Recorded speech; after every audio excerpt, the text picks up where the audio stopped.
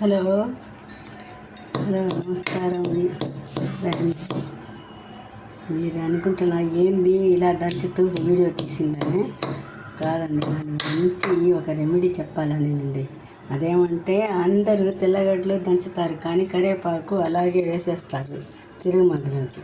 అలా వేయటం వల్ల ఏమవుతుందంటే, అలా తినేటప్పుడు ఆ ముక్క కరివేపాకుని చాలామంది తీసి పడేస్తారు.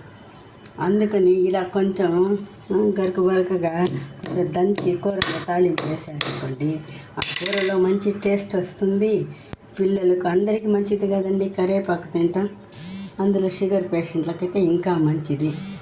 అందుకని కొంచెం మంచి స్మెల్ కూడా కూరలోకి ఉంటుంది.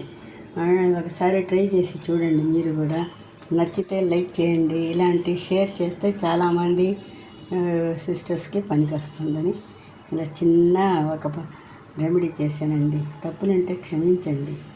Thank you.